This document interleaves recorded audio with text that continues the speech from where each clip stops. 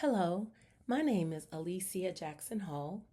I am a middle and high school special education teacher in an alternative setting in Southeast Georgia. I am also a student myself, enrolled in the Educational Leadership Tier 1 certification program at Georgia Southern University. Today, I am going to present a summative behavior data analysis for the 2025 school year from a school district in Georgia. In this presentation, I will analyze district level discipline data.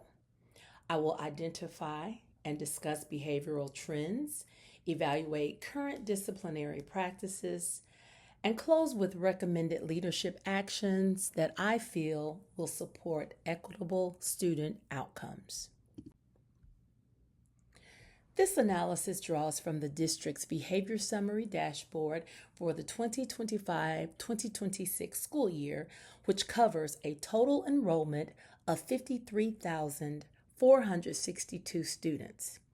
The data that I will discuss includes office referrals, out-of-school suspensions, incident trends, and patterns across grade levels, gender, location, and time of day of occurrences, which is an important factor that is most important to me and one that I see as the solution that can sometimes answer many questions and possibly deter behavior. 16,702 total incidents were reported, and of those incidents, only 9.2% of the active student population received an out-of-school suspension. Now, I know this may seem like a huge number to some just by looking at it, but what the data suggests is that exclusionary discipline is affecting only a relatively small portion of the student body. Okay, now let's talk about trends. The trend analysis shows a 3-year decline in suspension rates, which may indicate that district initiatives like PBIS, restorative interventions, strategies and practices, and MTSS, the multi-tiered systems of support, are having a positive impact. And I am sure there are other variables that could be identified and included. Now, what must be determined is if this reduction is due to improved behavior or changes in disciplinary practices. That is the question that leaders need to ask themselves. So, who is experiencing discipline? Let's dig into this a little bit. The data shows that behavioral incidents are concentrated among a small population of students. So rather than using universal consequences, leaders should prioritize intensive Tier 2 and Tier 3 supports, reflecting more of a commitment to MTSS and matching interventions to the specific needs of the students. Now, I just want to focus on this just for a second. This is a pretty good number. I know we're talking about discipline, but kudos to the 82.8% students who have received no incident referrals at all. That's pretty good. And even though this 9.2% of students that have one incident, that's a small number, but kudos to them as well. There's only 5.8% that have received 2 to 3 incidents. The focus for me as a alternative school teacher would be on that 4.2 that have 4 or more incidents. Now let's look at incidents by grade level, and this is always so interesting. Incidents by grade level in the data analysis indicate that transitions to middle school and the transitions to high school are critical points for intervention. And this is why I have implemented my data project the transitional wraparound program in my school, and that is to ensure a smooth and well supported transition occurs when students go to and from the alternative school and home schools. Now, my eighth graders that are moving to ninth grade, that was primarily my main focus for implementing that wraparound program because they were presenting a trend of having a high number of discipline referrals. So let's look at this breakdown. Our ninth graders, and I'm sure in just about any and every school system, this is not a shocker. That's our largest number of students, our population receiving incidents is our ninth grade. Um, our sixth graders, that's a pretty high number, but not a lot. They're still growing up. I like to look at them in middle school. They're the babies. The eighth graders, I can see where they are not receiving a lot of discipline referrals. In our district, they call themselves the seniors of the school. So they want to stay away from trouble, but something happens when they come to high school. I think they return to being the babies, and they bring behaviors with them that they thought that they had let go of, but they appear when they come into high school. Seventh graders, the trend that we see is that they're just kind of stuck in the middle. They're not the babies anymore. They're not the seniors of the building. They're just there. They're just stuck. And then I like to look at the 10th graders. I often talk to my parents and I say, I promise you, this number that you see right here is going to reduce when they go into 10th grade, and it gets smaller and smaller when they move into 11th grade and then become seniors. So that's always something that's very interesting to look at. Strategies such as bridge programs, freshman academy, transitional wraparound programs such as SEL and MTSS supports, and well thought out targeted mentoring could definitely be key in reducing a lot of these numbers. I especially like the idea of freshman academy. School systems that have freshman academy, that might be another data dig that I would look into. How effective are freshman academy programs? I would love to do a data dig on that.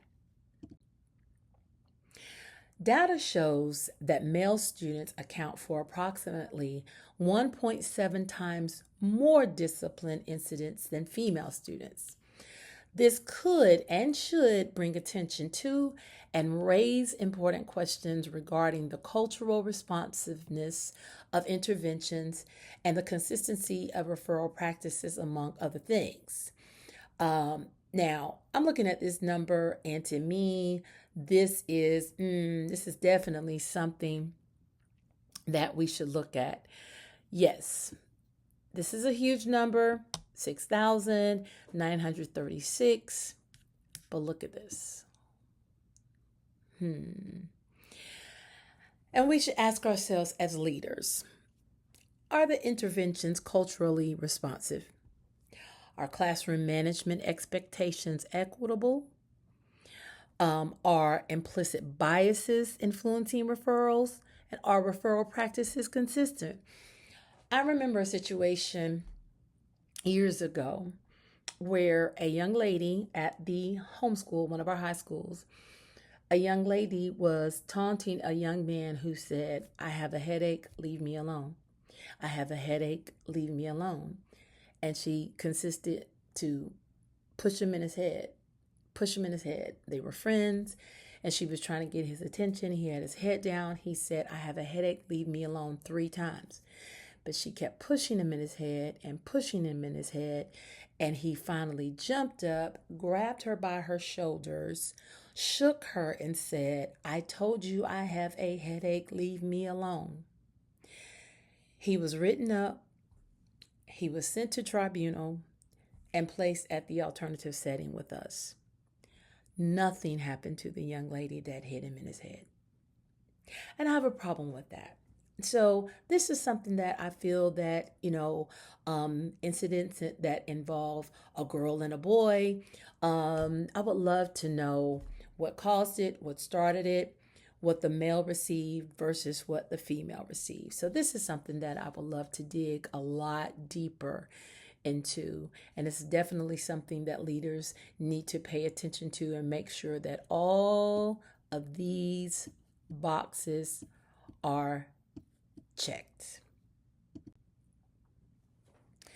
This is where I feel leaders, teachers, and counselors, everyone needs to pay close attention to.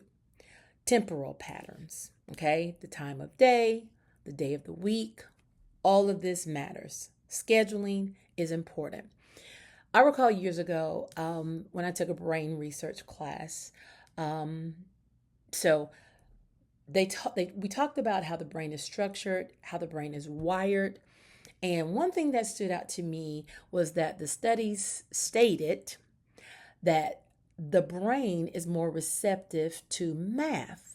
We talked about different subject areas, and the study showed that the brain is receptive to math when math is taught in the morning.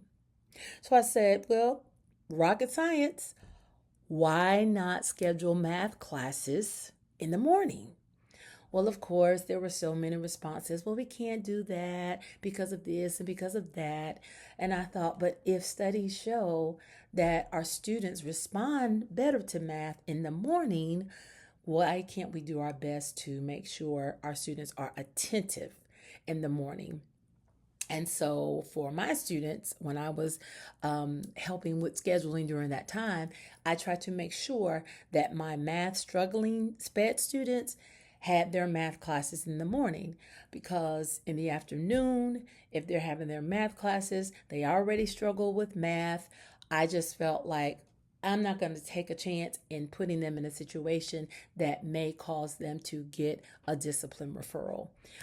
The temporal patterns show a peak in incidents between 12 p.m. and 2 p.m., with Wednesday, everyone's favorite hump day, as the highest day. Immediately, as a leader, I would gather my leadership team and dig a little deeper to identify exactly where the discipline action is taking place. And if need be, I would meet with identified staff and etc.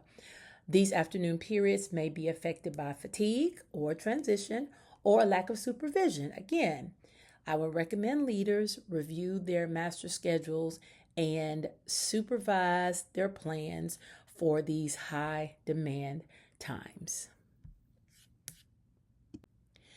This slide and the previous slide, I feel, go hand in hand.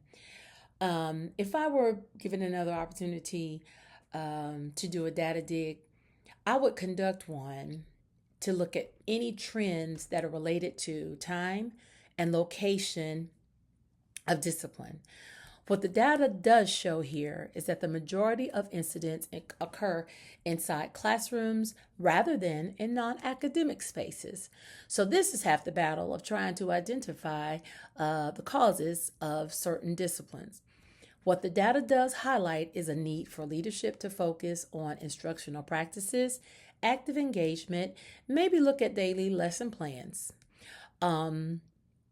Possibly increase leadership visibility during instructional time and ensure the presence of consistent classroom management. I feel this is a huge number. There are so many things that I will look at here. Which classrooms are the students getting in trouble in? Are they getting in trouble in math in the morning? I will look at these things. Is it new teachers? Teachers who are on their way out the door, getting ready to retire.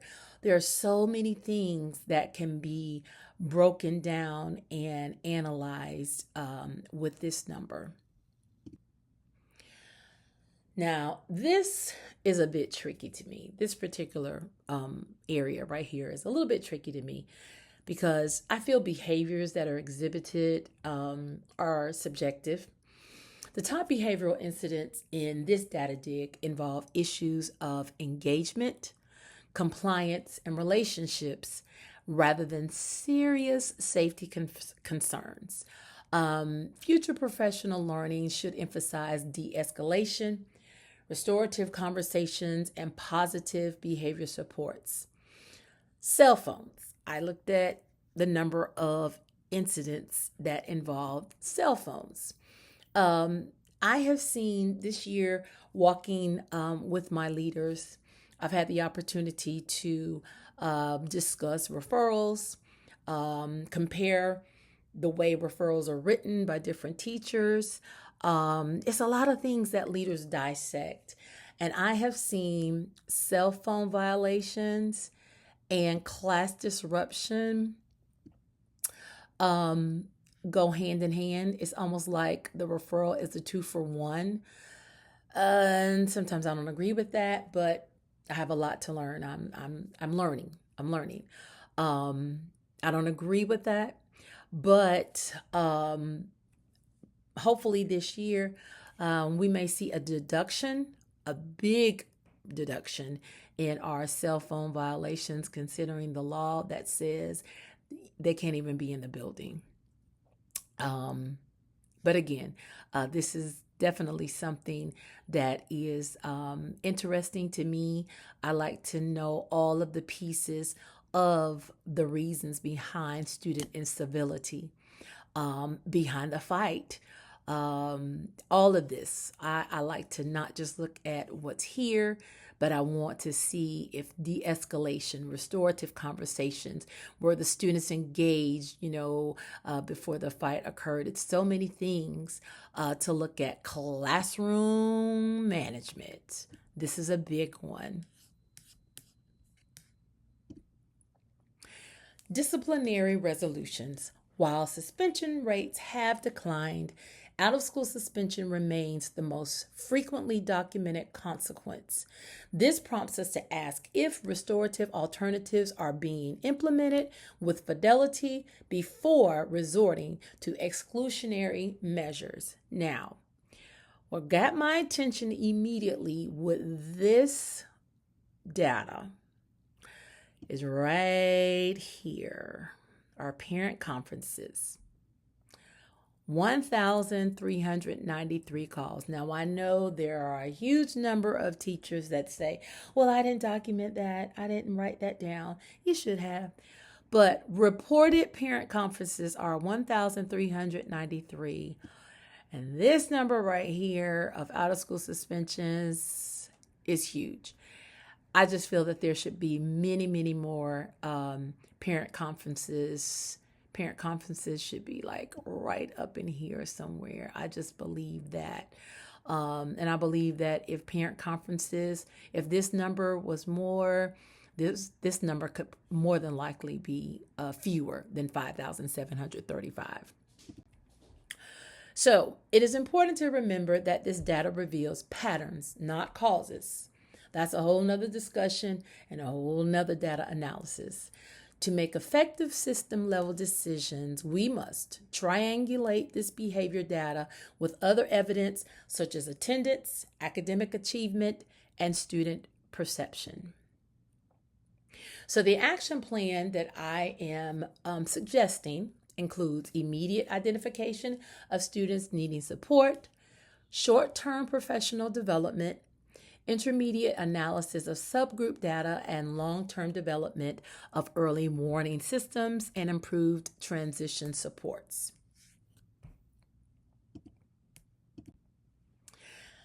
And in my conclusion, the main things that I feel are important and worth just kind of mulling over a little bit more is that the suspension rates continue to decline. That is a celebration.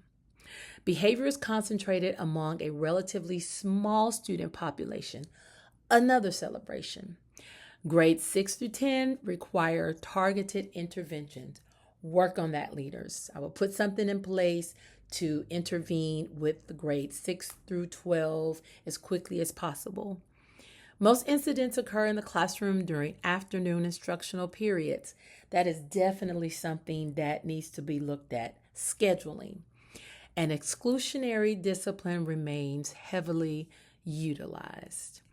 Thank you for listening to my presentation. I hope you got something from it. And remember, effective educational leaders move beyond counting discipline incidents to examining the instructional, organizational, and systematic conditions that produce them.